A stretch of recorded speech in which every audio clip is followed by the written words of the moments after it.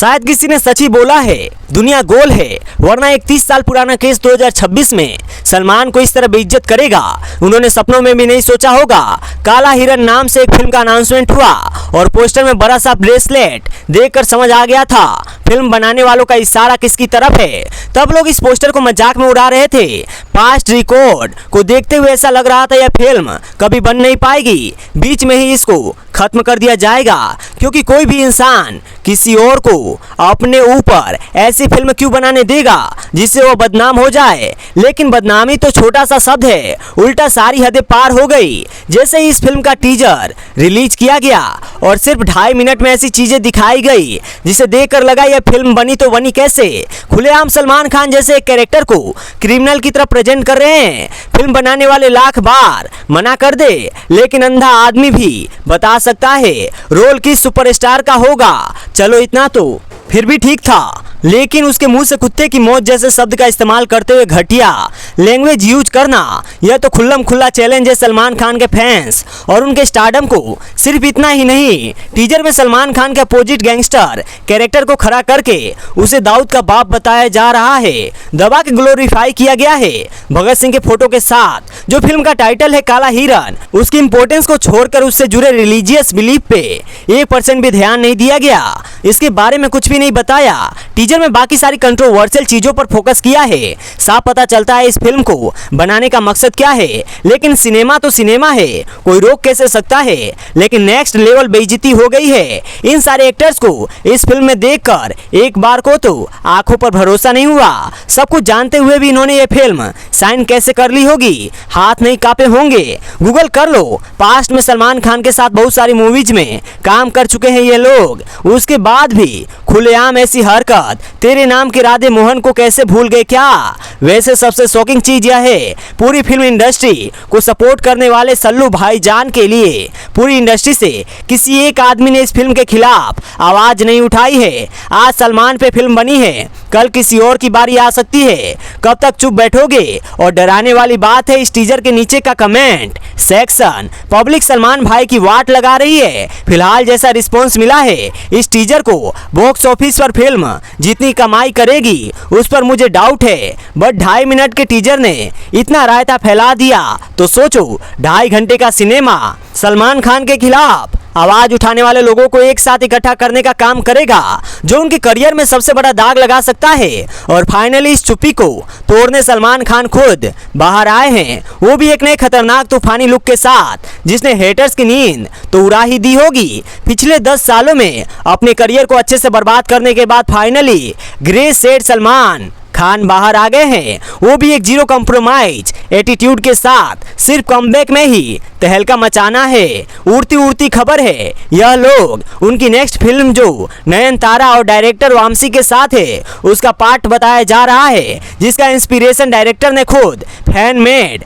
Poster से लिया है। सुनने में तो यह भी आया है सलमान इस फिल्म में मल्टीपल लुक्स के अंदर दिखाई देंगे जो उनके बैड बॉय इमेज से इंस्पायर्ड होंगे। मारेंगे भी हम बचाएंगे भी हम, हीरो विलेन 2 in 1 कैरेक्टर। कई सालों के सबसे बेस्ट शेप में आया है बंदा फिजिकली, बट मेंटली इनके अंदर क्या चल रहा है उसको लेकर फैंस को थोड़ी चिंता तो करनी ही पड़ेगी। कहीं यह लोग अपने हेटर्स के लिए वार्निंग तो नहीं है। 1 मिनट के लिए भूल जाओ आप सामने सलमान खान है, तो क्या इस तरीके की फिल्म बनाना सही है या गलत, और उसमें फिल्म इंडस्ट्री के फेमस एक्टर्स का काम करना यह पाप है या only business. Salman Khan versus काला हिरन के मेकर्स, आप किस साइड खड़े हैं, किसको सपोर्ट करोगे। यह फिल्म बननी चाहिए, रिलीज होनी चाहिए, या फिर इस पर बैन लगना चाहिए। दिल खोल के कमेंट करना अपने सुझाव, अपनी राय। और अपने आज के वीडियो में सिर्फ इतना ही। Take care and bye bye. जय हिंद, जय भारत।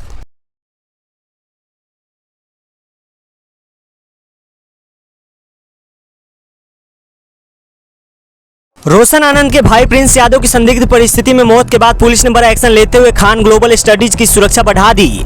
इसके साथ ही खान सर के 3 करीबियों को पूछताछ के लिए बुलाया गया है। खान सर और ज्ञान बिंदु कोचिंग विवाद से जुड़े मामले में पुलिस की कार्यवाही जारी है। और इसी बीच रोशन आनंद के भाई प्रिंस यादव की संदिग्ध परिस्थिति में मौत हो गई थी, जिसके बाद कदम कुआं थाना पुलिस ने खान सर के 3 करीबी सहयोगियों को नोटिस जारी कर पूछताछ के लिए बुलाया है। पुलिस ने संबंधित लोगों के घरों पर नोटिस चस्पा किया और उन्हें थाने पहुंचने का निर्देश दिया।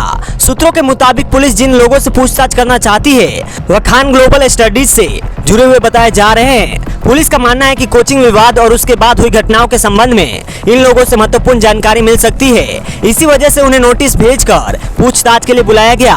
दरअसल खान सर और ज्ञान बिंदु कोचिंग के बीच शुरू हुआ विवाद अब कानूनी और पुलिस कार्रवाई के कई चरणों तक पहुंच चुका है। दोनों पक्षों की ओर से आरोप प्रत्यारोप लगाए गए हैं और कई एफआईआर भी दर्ज की गई। इस मामले में पहले ही ज्ञान बिंदु कोचिंग के संचालक रोशन आनंद की गिरफ्तारी हो चुकी है। फिलहाल जेल में है। उनकी जमानत याचिका पर सुनवाई होनी है। दूसरी ओर खान ग्लोबल स्टडीज की ओर से दर्ज कराई गई शिकायत में कई लोगों को आरोपी बनाया गया था। आरोप था कि कोचिंग परिसर में घुसकर तोड़फोड़, हंगामा और मारपीट की गई। मामले की जांच कर रही पुलिस अब उन सभी लोगों को भूमिका की पड़ताल कर रही है जो लोग किसी न किसी रूप से इस विवाद से जुड़े थे। इसी बीच रोशन आनंद के भाई प्रिंस यादव की मौत की खबर सामने आई, जिसके बाद से पुलिस का एक्शन और बढ़ गया। कदम कुआ थाना पुलिस द्वारा 3 करीबी सहयोगियों को पूछताछ के लिए बुलाए जाने के बाद जांच का अहम हिस्सा माना जा रहा है। पुलिस ये जानने की कोशिश करेगी कि विवाद की शुरुआत कैसे हुई, घटनाक्रम के दौरान कौन कौन लोग मौजूद थे और सोशल मीडिया पर वायरल हुए वीडियो और आरोपों में कितनी सच्चाई है। इधर नेपाल में हुई प्रिंस यादव की मौत के बाद यह मामला और अधिक चर्चा में आ गया। प्रिंस यादव का नाम भी खान ग्लोबल स्टडीज की ओर से दर्ज कराई गई एफआईआर में शामिल था। ऐसे में पुलिस अब पूरे घटनाक्रम को जोड़कर देख रही है और हर पहलू की जांच एकदम निगरानी से कर रही है। पुलिस अधिकारियों का कहना है कि नोटिस जारी करना जांच प्रक्रिया का सामान्य हिस्सा है। जिन लोगों को बुलाया गया उनसे पूछताछ के बाद आगे की कार्यवाही तय की जाएगी। यदि जांच में किसी की भूमिका संदिग्ध पाई जाती है तो कानून के अनुसार आवश्यक कदम उठाए जाएंगे। फिलहाल सबकी नजर इस बात पर टिकी है कि पूछताछ के दौरान क्या नई जानकारी सामने आएगी और क्या इस मामले में पुलिस किसी निष्कर्ष पर पहुंचती है। पटना से वीके सिंह की रिपोर्ट, डिजिटल टॉक्स इंडिया। जय हिंद, जय भारत।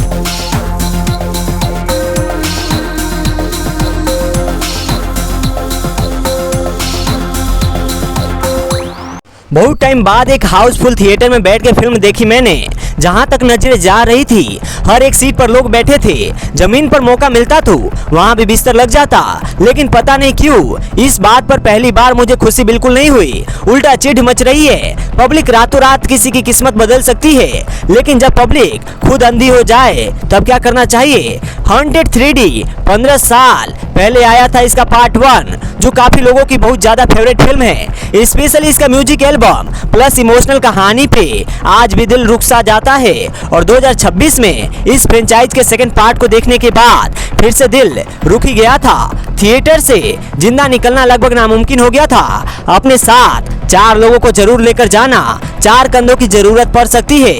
हाँ तो नॉस्टैल्जिया और ऑडियंस की मेहरबानी से फिल्म ने 3.25 करोड़ का डे 1 कलेक्शन किया है, जबकि फिल्म का बजट ₹2.25 भी सुनने में ज्यादा महंगा लगता है। आज 1920 जैसी क्लासिक हॉरर मूवीज बनाने वाले डायरेक्टर ने इस बार एक ऐसी बीमारी को जन्म दिया है जो मरे हुए इंसान को दोबारा जिंदा करके फिर से मार सकती है। हॉन्टेड वाले सेम एक्टर के साथ लौटे हैं। सेम डायरेक्टर एक नई भूतनी को शैतान से फिर से बचाने के लिए। यह शैतानों की दुनिया में इमरान हाशमी वाले काम थोड़े ज्यादा नहीं बढ़ गए हैं। ऊपर से आजकल कोई भी देसी हॉरर फिल्म तब तक पूरी नहीं होती जब तक उसमें एक सीन ऐसा ना आ जाए जिसमें हीरोइन के सारे कपड़े उतार लिए ना जाए। समझ नहीं आता आजकल भूत ज्यादा अश्लील हो गया है या फिर भूत की फिल्म बनाने वाले या फिर उस फिल्म को देखने वाले चेतना पांडे की एंट्री हुई है भाई भूतिया यूनिवर्स में। और पूरी फिल्म में लड़की ने डायलॉग्स नहीं सिर्फ मुहावरे बोले हैं। टोटल वीराना जैसा फील आ रहा था।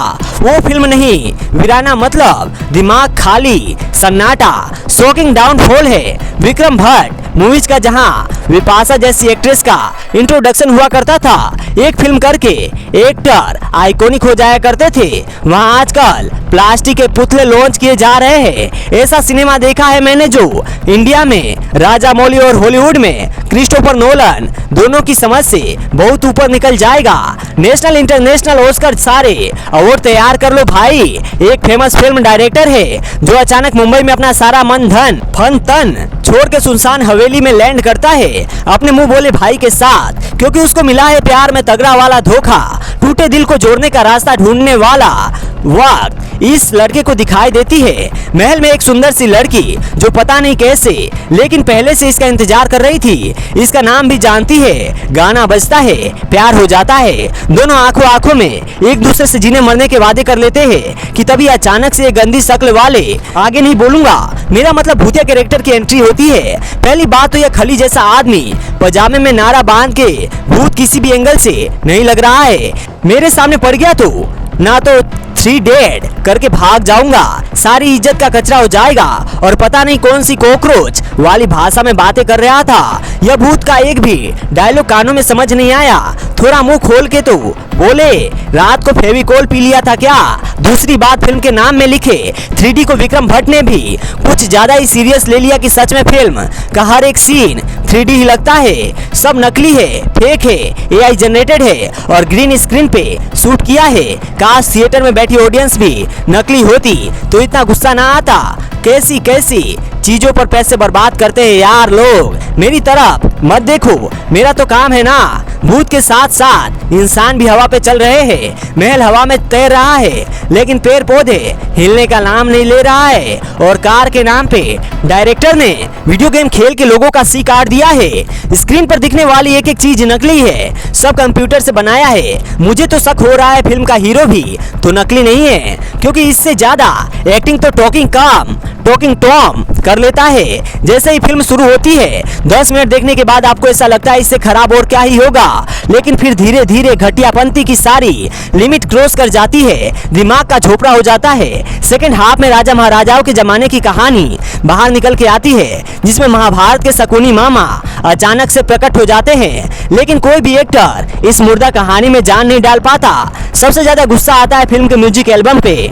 चलो फिल्म घटिया है तो कोई नहीं, कम से कम अच्छे गाने तो डाल सकते हो। इस फिल्म के 3-4 गाने सुन के ऐसा लगा कान पे मच्छर गुनगुना रहे थे। मुझे नहीं लगता बॉलीवुड के इतिहास में इससे खराब हॉरर फिल्म दूसरी बनी होगी और ना ही कभी बन सकती है। यह भी एक नया वर्ल्ड रिकॉर्ड है जिसका क्रेडिट दोगली ऑडियंस को जाना चाहिए। अच्छी मूवीज देखेंगे नहीं, बुरी छोड़ेंगे नहीं। यह सब टॉक्सिक रामा एंड किंग वगैरह छोड़ के 510 रोबोट पकड़ने वाला चाहिए और मस्त हरा कपड़ा डाल के एक कमरे में 1 घंटे में फिल्म तैयार करके रिलीज करना चाहिए और हमारी महान ऑडियंस 1000 करोड़ तो करा ही देगी। तो भैया 5 में से 500 स्टार्स मिलते हैं इसको, इस मास्टरपीस फिल्म को जो इस तरह के 3D में देने वाला हूं मैं। विक्रम भट्ट इस कोड लैंग्वेज को अच्छे से समझ जाओ। वैसे अपने कभी आंखों में हार्पिक डालने का ट्राई किया है, वो इस फिल्म का देखने से ज्यादा सेफ होगा। आगे मर्जी आपकी। आज के वीडियो में सिर्फ इतना ही, मिलते हैं नेक्स्ट वीडियो में, तब तक के लिए take care and bye bye. जय हिंद, जय भारत।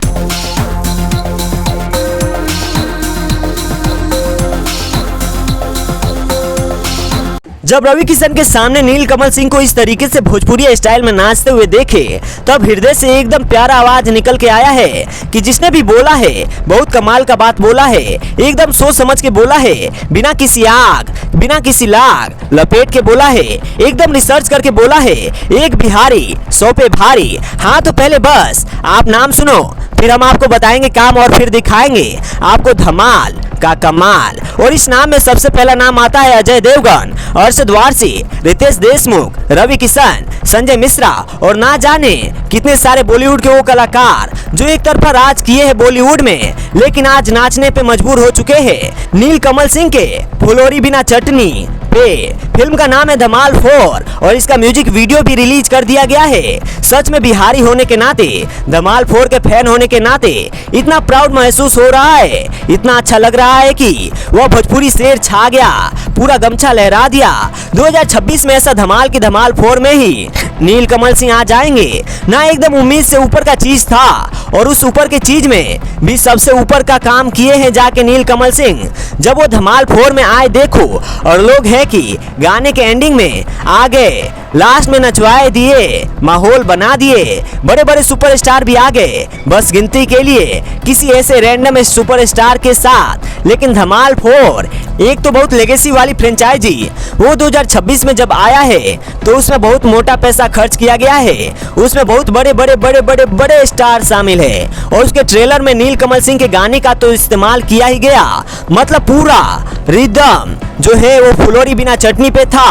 और यहाँ पे जिस तरीके से धमाल 4 का हाइप क्रिएट करने के लिए नीलकमल सिंह का यानी भोजपुरी का पहला गाना रिलीज किया गया है और वहाँ से यह सब विजुअल्स देख के सच में मन एकदम प्रसन्न हो जाता है। और यहाँ पे जो भोजपुरी को प्रायोरिटी दिया गया है, यह जो सबसे पहला ही गाना रिलीज कर दिया गया है भोजपुरी का, वो थोड़ा नीलकमल सिंह के लिए रिस्पेक्ट बढ़ा दिया और बताता है कि नीलकमल सिंह शांत रह के बिना किसी विवाद के काम काम काम और काम, और यह होता है रिजल्ट। सबके मुंह पे जवाब मारा है, करता हूँ लव तुझको कहता हूँ, सच देखो सच बताए तो अभी इस सोच सोच के शरीर का रोंगटा खड़ा हो रहा है कि जब आप थिएटर में होंगे, बड़े पर्दे पे पूरे एकदम इंटेंस होके फिल्म को देख रहे होंगे, चीजों को समझने की कोशिश कर रहे होंगे और उसमें एंट्री होगी नीलकमल सिंह का, वाह थोड़ा माहौल बनेगा। फिर नीलकमल सिंह बड़े बड़े स्टार के साथ डांस करेंगे, फिर पता नहीं यह क्या कार का सीन है, इसमें पैसा मिलने के बाद आगे क्या होता है, नीलकमल सिंह इस गाने को एंड करके कैसे फिल्म से बाहर निकलते हैं। सच में यह सारा चीज देखना सच में बहुत मजेदार होगा। और अगर आप भोजपुरी गाना सुनते हैं, पूर्वांचल के रहने वाले हैं, तो फिर आपको यह थोड़ा पर्सनल कनेक्शन फील होगा। और देखो अभी आपको पर्सनल कनेक्शन फील हो रहा है, इसलिए वीडियो को लाइक करके पहले से बैठे हैं, देखो सबके लुक पे बारीकी से ध्यान दो, तब आपको समझ में आएगा कि वह नीलकमल सिंह एकदम जैन जी लड़के की तरह एकदम फैशनेबल बनके गाने पर पूरा माहौल बना रहे हैं। लेकिन जितने भी बड़े बड़े सुपरस्टार हैं, सबको एकदम बिहारी टच दे दिया है। और इसमें चाहे संजय मिश्रा हो या फिर मतलब जितने भी सुपरस्टार हैं, सब में एकदम बिहारी फील आ रहा है, क्योंकि वो लोग नाच भी उस तरीके से रहे हैं, माहौल भी उस तरीके से भी बन रहा है। और यहाँ पे रवि किशन को देख के ऐसा लग रहा है कि यह एक्टिंग नहीं कर रहे हैं। भोजपुरी में इस तरीके से आगे बढ़ के काम करने वाले, इस तरीके से नाम करने वाले, भोजपुरी का कद बढ़ाने वाले सुपरस्टार का फ्यूचर देख के इतना खुश हो गए हैं कि ये भूल गए हैं कि वो एक्टिंग कर रहे हैं। पूरा एकदम गाड़ी के ऊपर चढ़ के नाचे जा रहे हैं, नाचे जा रहे हैं, नाचे जा रहे हैं। मोमेंट है भाई मोमेंट। अब सुनो पवन सिंह का, वो मजाक में नहीं बोले थे कि यह ऑफर आपको आया था कि नहीं आया था, वो रियल में बोले थे। आपको भले पता ना हो, लेकिन यह बात पहले जितने भी भोजपुरी के इंटरनल लोग हैं उनके बहुत अच्छे से पता है कि पवन सिंह भोजपुरी के ऐसे सुपरस्टार मौजूदा समय में थे कि विधायक जो है वो वैनिटी वैन के बाहर खड़े रहते थे कि पवन सिंह 1 मिनट के लिए मिल ले। एंट्री हो पवन सिंह का तो अच्छे अच्छे बड़े बड़े नॉर्मल वाला नहीं, अच्छे अच्छे सांसद खड़े हो जाए और केंद्रीय मंत्री, सेंट्रल मिनिस्टर इनके क्लोज वाले फ्रेंड रह चुके हैं। और वो पवन सिंह पता नहीं क्यों यार जाके एमएलसी बन के इतना अच्छे खासे एम्पायर को छोड़ दिए। देखो आपको क्या लगता है, पवन सिंह को एमएलसी बना दिया और अब पवन सिंह को कद मिल गया, कद और पद दोनों मिल गया, बात खत्म। भारतीय जनता पार्टी पवन सिंह का नाम चूस लेगी। बिहारी भाषा में जो कहते हैं ना, दूह लेना, वो दूह लेगी। पवन सिंह को कहां कहां प्रचार नहीं करवाया जाएगा, पवन सिंह से कैसा कैसा गाना रिलीज नहीं करवाया जाएगा, इनको सिर्फ एक पार्टी का, एक समुदाय का बना के छोड़ दिया जाएगा। आज के जाके सोशल मीडिया पे देखो तो आपको पता चलेगा जैन जी जो है वो उतना ज्यादा भारतीय जनता पार्टी को पसंद, अभी फिलहाल अमेरिका का मुद्दा हो, पेट्रोल प्राइस का मुद्दा हो, इन सब की वजह से नहीं करते हो। और उसके खिलाफ जाके आप जब कैंपेनिंग करिएगा, प्रचार करिएगा, तो कहीं ना कहीं आप सैचुरेट हो जाइएगा। और जब आदमी राजनीति में घुसता है तो फिर वो अपने कद से बहुत छोटा हो जाता है, वो अपना साम्राज्य छोड़ देता है। आप बॉलीवुड से लेकर भोजपुरी तक का उठा के देख लीजिए, जो लोग नेतागिरी में गए हैं वो उतना ग्रो नहीं कर पाए हैं जितना ग्रो कर पाते, क्योंकि राजनीति का शिकार हो जाते हैं ना। देखो हम अपना पर्सनल बात बताते हैं, किसी से कोई हेट नहीं है, इनफैक्ट पवन सिंह से तो प्यार ही है। लेकिन ये जो एमएलसी जाके बने हैं ना, और ये भोजपुरी को जो लात मारे हैं ना, ऑडियंस कह रहा होगा कि जीत के जिसको समंदर देना था वो एक कश्ती के लिए बगावत कर गया। नहीं, बिहार के लोग चाहते थे कि पवन सिंह को मुख्यमंत्री बना दिया जाए, ऐसा सुपरस्टार बना दिया जाए कि इतिहास के पन्ने में दर्ज हो जाए। लेकिन वो एमएलसी के लिए भोजपुरी को लात मार के चले गए। आज सोच के देखो कि क्या माहौल होता।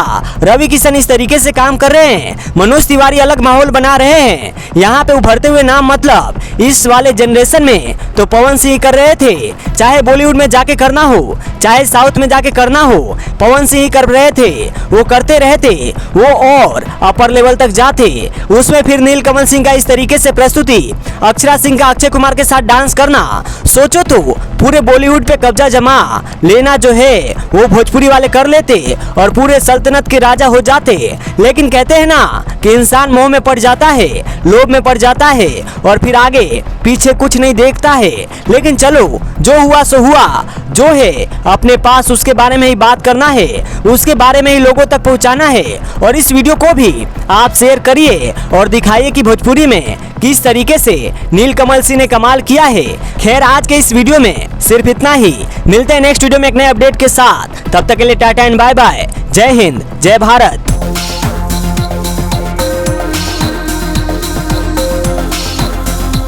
नीट यूजी 2026 का री एग्जाम 21 जून को होना है।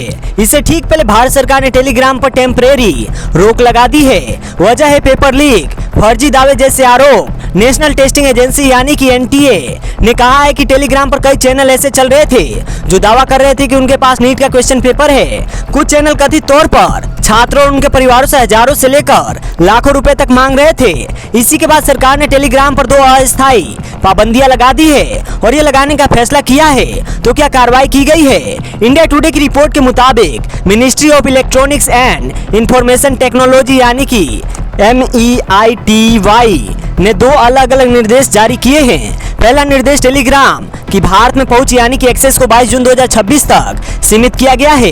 यह नीट यूजी 2026 की री एग्जाम और उसके तुरंत बाद तक की है। दूसरा निर्देश टेलीग्राम को भारत में पहले से पोस्ट किए गए मैसेजेस को एडिट करने वाला फीचर 30 जून 2026 तक बंद करना होगा। एनटीए ने कहा है कि यह दोनों कदम सीमित समय के लिए उठाए गए हैं। एजेंसी के मुताबिक इससे बड़े पैमाने पर चैनल पर ग्रुप हटाने जैसी कार्रवाई की गई थी, यानी कि ग्रुप को हटाना या डिलीट कर देना। लेकिन उससे समस्या पूरी तरह से नहीं रुकी। इंडिया टुडे की रिपोर्ट के मुताबिक एनटीए ने बताया कि सरकार ने इंफॉर्मेशन टेक्नोलॉजी एक्ट 2000 की धारा 69A के तहत टेलीग्राम पर 22 जून 2026 तक टेम्परेरी रोक लगाने का निर्देश दिया है। साथ ही प्लेटफॉर्म को निर्देश दिया है कि वह भारत में 30 जून 2026 तक पहले से भेजे गए मैसेजेस को डिलीट करने पर फीचर बंद कर दे। उसके जरिए कथित तौर पर एग्जाम के बाद नकली पेपर लीक के सबूत तैयार किए जा रहे थे। अब सवाल यह है कि टेलीग्राम पर निगरानी बढ़ी क्यों है? एनटीए के मुताबिक पिछले कई महीनों से कुछ टेलीग्राम चैनलों की निगरानी की जा रही थी जिसके तहत साइबर फ्रॉड किए जा रहे थे। एजेंसी का कहना है कि paper leak, NEET, REET 2026 private mafia और रीट माफिया जैसे नामों वाले चैनल कथित तौर पर एग्जाम का पेपर उपलब्ध कराने का दावा कर रहे थे। इन चैनलों पर छात्रों और उनके परिवारों से लाखों रुपए मांगे जा रहे थे। एनटीए ने साफ कहा है कि एग्जाम से पहले किसी के पास क्वेश्चन पेपर नहीं होता। एजेंसी के शब्दों में कहे तो ऐसे किसी भी पेपर का वादा हर मामले में धोखाधड़ी है। टेलीग्राम ही निशाने पर क्यों है, यानी कि इसके अलावा जो प्लेटफॉर्म है व्हाट्सएप जैसे उस पर क्यों नहीं और टेलीग्राम पर ही क्यों बैन लगाया है सरकार ने? पिछले कुछ सालों में टेलीग्राम भारत समेत दुनिया भर में काफी लोकप्रिय हुआ है। इसकी वजह है प्राइवेसी पर जोर, इंक्रिप्शन फीचर, बड़े बड़े चैनल बनाने की सुविधा, यूजर नेम के जरिए पहचान छिपाने का विकल्प, बड़ी संख्या में लोगों तक फाइलें पहुंचाने का क्षमता। इन्हीं फीचर्स का इस्तेमाल टीचर्स, कारोबारी और कंटेंट क्रिएटर भी करते हैं। लेकिन एनटीए का कहना है कि कुछ ग्रुप्स ने इन्हीं फीचर्स का इस्तेमाल कथित तौर पर पेपर लीक और एग्जाम में अंदरूनी पहुंच के झूठे दावे फैलाने के लिए किया है। पिछले कुछ सालों में कई कॉम्पिटिटिव एग्जाम से जुड़ी अफवाहें और कथित पेपर लीक के दावे टेलीग्राम चैनलों के जरिए फैलाए गए। इसी वजह से बड़ी एग्जाम्स के दौरान एजेंसियां इन प्लेटफॉर्म्स पर नजर रख रही थी। टेलीग्राम के किस फीचर पे सवाल उठा है यह भी जान लेते हैं। एनटीए के बयान का सबसे अहम हिस्सा टेलीग्राम के मैसेज एडिट फीचर से जुड़ा है। एजेंसी के मुताबिक चैनल एडमिन पहले से पोस्ट किए गए मैसेज को बाद में एडिट कर सकते थे, यानी कि जो मैसेज भेजा जाता था उसे एडिट कर सकते थे। ऐसा करते समय पुराने मैसेज का असल टाइम स्टैम्प बना रहता है। कुछ मामलों में अटैच किए गए पीडीएफ दस्तावेज जो थे वो भी बदले जा सकते थे। एनटीए का आरोप था कि इस फीचर्स का इस्तेमाल करके फर्जी पेपर लीक के सबूत तैयार किए जाते थे। एजेंसी ने बताया कि कथित तौर पर कुछ चैनल एग्जाम से पहले कोई सामान्य मैसेज पोस्ट कर देते थे, यानी कि मैसेज भेज देते थे ग्रुप्स में। एग्जाम खत्म होने के बाद उसी पुराने मैसेज को एडिट करके उसमें असली क्वेश्चन पेपर डाल दिया जाता था। फिर उस मैसेज का स्क्रीनशॉट फैलाकर दावा किया जाता था कि क्वेश्चन पेपर एग्जाम से पहले अवेलेबल था। एनटीए ने ऐसे स्क्रीनशॉट्स को फर्जी पेपर लीक आर्टिफैक्ट बताया है।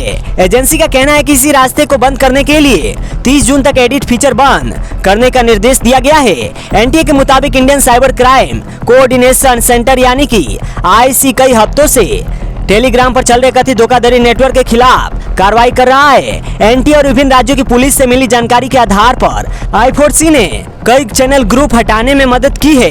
एजेंसी ने कुछ राज्यों की कार्रवाई का भी जिक्र किया है। 9 जून को बिहार पुलिस की आर्थिक अपराध इकाई यानी कि EOU ने छात्रों की सलाह जारी की थी। इसमें फर्जी पेपर लीक के दावों से सावधान रहने को कहा गया था। एनडीए ने Ahmedabad city cyber crime branch की कार्रवाई का भी जिक्र किया। जांच में सामने आया कि एक अंतरराज्य साइबर फ्रॉड गैंग के सदस्य गिरफ्तार किए गए। आरोप है कि यह गिरोह टेलीग्राम के 8 चैनल चला रहा था। जांच एजेंसियों के मुताबिक इन लोगों ने फर्जी खातों के जरिए करीब 1.5 करोड़ रुपए के लेन देन किए और 1 महीने के भीतर लगभग 1000 मोबाइल नंबरों से संपर्क किया। एनटीए ने क्या कहा है यह भी जान लेते हैं। 15 जून को एनटीए ने सोशल मीडिया प्लेटफॉर्म एक्स पर छात्रों के लिए साफ मैसेज जारी किया। एजेंसी ने लिखा, अफवाहों को अपनी नीट यूजी 2026 की यात्रा तय मत करने दीजिए।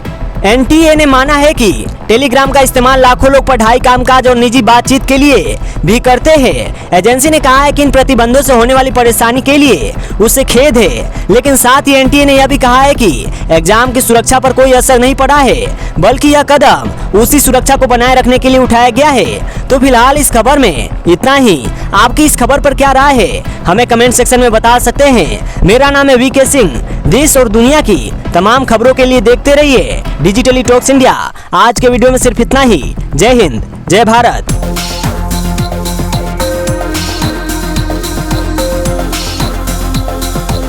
इस देश के छात्रों को, इस देश के नौजवानों को सरकार ने भेड़ बकरियों की तरह अपना मुस्तकबिल खुद चुनने के लिए छोड़ दिया है। सरकार के मंत्री से लेकर संतरी तक युवाओं की आवाज उठाने वाला कोई नहीं है, कोई भी नहीं है, कोई भी नहीं है जो ये पूछ सके कि भाजपा सरकारों के पास कुंभ के लिए ट्रेनें चलाने के लिए पैसे आ जाते हैं, ट्रेनें चल जाती है, लेकिन बच्चों की परीक्षा जिसके लिए आप पैसे लेते हैं, पैसे लेके भी आप बच्चों को परीक्षा केंद्रों तक नहीं भेज पाते हैं। युगांडा, नामीबिया, सूडान, हुलुलु जैसे देशों से भी ऐसी तस्वीरें नहीं आती है जैसी बिहार से आ रही है। युवाओं के मसले पर सब चुप है, चुप्पी साधे बैठे हैं, लेकिन एक अभिजीत दीपके के नाम का लड़का बोलने के लिए निकला है तो उसे थप्पड़ बरवाए जा रहे हैं। क्या मांग रहा है आपसे दीपके? कुछ नहीं मांग रहा है। किस सरकार के खिलाफ है वो? किसी सरकार के खिलाफ नहीं है। पेपर से रिलेटेड सवाल उठा रहा है। उसे जयपुर में थप्पड़ मारे जाते हैं। जब सरकार ने युवाओं के लिए जियो का डाटा और फ्री का आटा दे दिया तो फिर इन छपरियों की हिम्मत कैसे हो रही है कि धर्मेंद्र प्रधान का इस्तीफा मांग ले, है ना? चिर इस बात की है, इस देश के युवाओं का कुछ नहीं हो सकता है। इस देश के युवा आबादी बनी ही बुढ़े नेताओं के बनाए नियमों के नीचे रोने जाने के लिए है। कोई युवाओं की बात करने आता ही नहीं है तो थप्पड़, और कोई आ जाता है तो थप्पड़ खाता है। इस देश के युवाओं के नसीब में धक्के खाना ही लिखा है।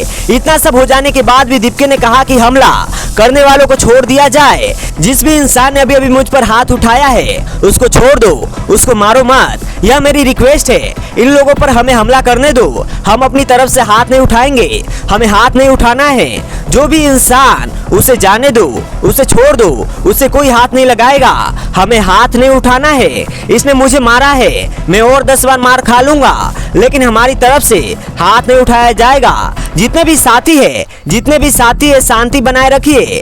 हमें किसी और पर भी हमला नहीं करना है हमें, लेकिन हम किसी पर हाथ नहीं लगाएंगे। जिसने दीपके को मारा उसने कहा कि मैं जयपुर से हूँ और राष्ट्रवादी हूँ, मैं जयपुर से हूँ और राष्ट्रवादी हूँ। यह वीडियो देखिए, अब यह देखिए, यह है भाजपा की डबल इंजन सरकार का डबल स्टैंडर्ड। वोट लेने के लिए तो भाजपा बिहार में 10 से ज्यादा, 40 से ज्यादा ट्रेनें चलवा सकती है। वो आपके बच्चों के भविष्य के लिए एक ट्रेन तक ढंग से नहीं चलवा पा रही है। यह देखिए बिहार के लोगों ने क्या वीआईपी कल्चर देने वाली सरकार चुनी है। जानते दोस्तों क्यों है यह सब? क्योंकि आप विकास के नाम पर नहीं, मजहब, जाति, धर्म और 10,000 के नाम पर सरकारें चुन रहे हैं। उनके लिए तो वैसे भी आपके बच्चे कीड़े मकोड़े, कॉकरोचेज से कम नहीं है। सरकार तो चाहती है कि आपका लड़का पढ़ने ना पाए। पढ़ लेगा तो सवाल करेगा, पढ़ लेगा तो नौकरी मांगेगा, पढ़ लेगा तो अधिकार और हक की बात करने लगेगा।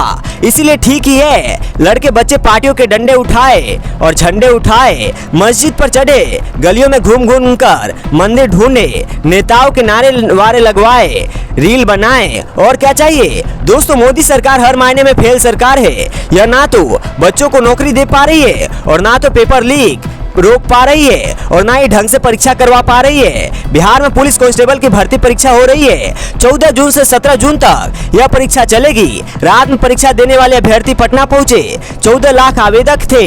कितने? 14 लाख। और लाखों परीक्षार्थियों के लिए ट्रेनें कितनी थी? केवल दो ट्रेनें इन लाखों परीक्षार्थियों के लिए थी। अब सोचिए, लाखों की भीड़ के लिए सिर्फ 2 स्पेशल ट्रेनें दी गई, ऊपर से जो ट्रेनें थी वो भी लेट। दोस्तों, व्यवस्थाओं की कमी की वजह से और ट्रेनों की कमी की वजह से हुआ यह कि जब हजारों परीक्षार्थियों ने ट्रेन में चढ़ना शुरू कर दिया तो ट्रेनों में पांव रखने और सांस लेने की भी जगह नहीं बची थी। देखिए, खबर तो यह तक आई कि दम घुटने की वजह से कई छात्रों की हालत खराब हो गई और एक व्यक्ति की मौत हो गई। ट्रेनों की कमी के कारण स्थिति यह हो रह गई कि छात्रों को ट्रेन के दरवाजों पर लटक कर सफर करना पड़ा। समस्तीपुर जाने के लिए ट्रेन तो सुबह तक खड़ी रही, जिसकी वजह से कई छात्रों को पहली शिफ्ट की परीक्षा तक छूट गई। देखिए, जिन छात्रों की परीक्षा छूट गई उन्होंने पटरियों पर चढ़कर प्रदर्शन किया और परीक्षा रद्द करने की मांग की। होना क्या चाहिए था? होना यह चाहिए था कि जब राज्य में इतनी बड़ी परीक्षा थी, इतनी बड़ी भर्ती होनी थी, तो सरकार को चुनावों की तरह एग्जाम स्पेशल ट्रेनें चलवानी चाहिए थी। साथ ही पहले से तय रूटीन ट्रेनों को समय पर चलवाने की अलग से व्यवस्था करनी चाहिए थी। 2 ट्रेनों से काम नहीं चलेगा, यह आपको भी समझना चाहिए था। सरकार को स्टेशन पर हेल्प डेस्क या अलग से काउंटर्स खोलने चाहिए थे और इतनी भीड़ को कंट्रोल करने की एक प्रॉपर व्यवस्था करनी चाहिए थी। परीक्षार्थियों का सबसे बड़ा आरोप यह है कि उनके होम डिस्ट्रिक्ट से बहुत दूर एग्जाम सेंटर दिए गए, जिसकी वजह से लाखों छात्रों को एक साथ ट्रेन से यात्रा करना मजबूर होना पड़ा। पटना के पाटलिपुत्र रेलवे स्टेशन पर बवाल बढ़ने पर छात्रों ने हंगामा शुरू कर दिया। उसके बाद पथराव और तोड़फोड़ शुरू हो गई। पुलिस ने स्थिति पर काबू पाने के लिए आंसू गैस के गोले दागे, हवा में फायरिंग भी की गई। कई छात्र और पुलिस वाले तक घायल हुए। देखिए, बिहार हो, बंगाल हो, जहां जहां इनको अपना वोट लेना होता है, ये डबल इंजन वाले कई ट्रेनें चलवा देते हैं ताकि भाई वोट ना छूटने पाए। लेकिन जिन छात्रों की परीक्षाएं छूट गई उनकी जिम्मेदारी कौन लेगा? इसी से अंदाजा लगा लीजिए कि आपकी औकात उनके लिए बस एक वोट बराबर है और कुछ नहीं। चुनाव खत्म, औकात खत्म। यहाँ देखिए, ट्रेन पर चढ़कर छात्र प्रदर्शन करते हुए दिखाई दिए। चींटियों की तरह दिख रही इस भीड़ में आपके भी बच्चे भी होंगे। आपके सपनों को पूरा करने, अपना भविष्य बनाने के लिए एग्जाम देने जा रहे थे। यह किसी वीआईपी सुविधा की मांग नहीं करते हैं भाई, इन्हें तो बस बेसिक सुविधा ही चाहिए। कम से कम अगर ट्रेन में सीट नहीं मिली तो गमछा फैला के ही बैठ जाए, सांस ले पाए। लेकिन सरकारें तो वो तक नहीं दे पा रही है। जिन्हें सीट नहीं मिली दरवाजा पकड़ लिया, दरवाजा नहीं तो खिड़की पकड़ ली, कुछ नहीं तो जिसको जहां जो जगह मिली वहां लटक गया। कोई बेचारा स्टेशन पर रात भर सोता रहा, वहीं रुका रहा। कोई तो ट्रेन ना छूट जाए इस डर से सोया ही नहीं कि कहीं लेट ना हो जाए। लेकिन जब अति हो गई तो इन स्टूडेंट्स ने ट्रेन को घेर लिया। रेलवे स्टेशन को इन्हें घेरना पड़ गया। दोस्तों, यह पुलिस कुछ छात्रों को समझाने की कोशिश कर रही है, देखिए जरा, लेकिन छात्र कुछ सुनने को तैयार नहीं है। देखिए, रेलवे प्रशासन ने कुछ कहा, क्या कुछ कहा वो भी सुनना चाहिए। सुनिए, जो कुछ यहाँ पे छात्र थे लगभग 200-250 के आसपास, उनके द्वारा जो गाड़ी को खुलने नहीं दिया जा रहा था, तो जब पुलिस के द्वारा उनको समझाने का प्रयास किया गया, आरपीएफ और जीआरपी और जिला पुलिस बल के द्वारा, तो उनके द्वारा पथराव किया गया, जिसमें जो जान माल की हानि बचाने के लिए तो पुलिस के द्वारा कार्यवाही भी किया गया और अभी उसके पश्चात कार्रवाई के पश्चात में सभी को हटाया गया। सारी गाड़ियां, भाई आपको पता था कि इतनी भयानक भीड़ होने वाली है, इतने सारे छात्र एक साथ आ रहे हैं, तो स्थानीय जिला प्रशासन, डीएम और एसएसपी को कानून व्यवस्था बनाए रखने के लिए सैटरडे संडे की रात से ही पाटलिपुत्र और पटना जंक्शन जैसे संवेदनशील स्टेशनों पर भारी पुलिस बल बुलाना चाहिए था, तैनात करना चाहिए था, भीड़ काबू करने का पूरा इंतजाम करना चाहिए था। भाई, मजिस्ट्रेट और रैपिड एक्शन टीमों की तैनाती करनी चाहिए थी। आपके पास तो इंटेलिजेंस होता है ना, इंटेलिजेंस है तो फिर भीड़ का अनुमान लगाना चाहिए था और लोकल प्रशासन को अलर्ट करना चाहिए था। लेकिन हुआ क्या, प्रशासन सोता रहा। जब स्थिति बेकाबू हो गई तो लाठी चार्ज, आंसू गैस और हवाई फायरिंग का सहारा लेना पड़ा, जिससे भगदड़ जैसी स्थिति बन गई। सच तो यह है कि यह एक महज अचानक पैदा हुई कानून व्यवस्था की स्थिति नहीं थी, बल्कि यह एक सरकारी विफलता थी, नाकामी थी। खैर, जब सैया भय कोतवाल तो डर काहे का।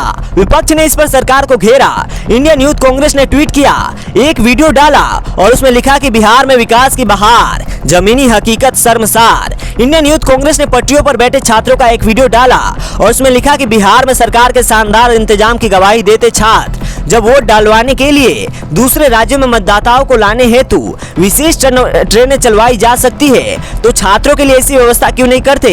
इंडियन यूथ कांग्रेस ने ही एक और वीडियो डाला जिसमें छात्र ट्रेनों के बाहर खड़े हुए हैं और स्टेशन पर दिखाई दे रहे हैं। वो लिखते हैं कि देखिए, यह भीड़ बिहार पुलिस परीक्षा देने जा रहे छात्रों की है। हजारों अभ्यर्थी स्टेशन पर जुटे हैं। इतनी भारी भीड़ में अगर व्यवस्था कमजोर पड़े तो अव्यवस्था होना तय है। अब ज्यादा क्या बोलना दोस्तों, बिहार के लोगों को बहुत बहुत मुबारक हो। ऐसी सरकार, बिहार के लोगों ने बिहार के लिए ऐसी वर्ल्ड क्लास सरकार चुनी है जिससे ना बिहार के युवाओं से मतलब है और ना ही बिहार की जनता से, क्योंकि यहाँ चुनावी मुद्दे, विकास, इंफ्रास्ट्रक्चर और रोजगार नहीं होते। यहाँ तो साहेब आते हैं और मार सिक्सर के 6 गोली छाती पर वाला डायलॉग मारकर पूरी महफिल लूट कर ले जाते हैं। मारब सिक्सर के 6 गोली छाती मेरे। नमस्कार, मैं हूं वीके सिंह और आप देख रहे हैं डिजिटली टॉक्स इंडिया।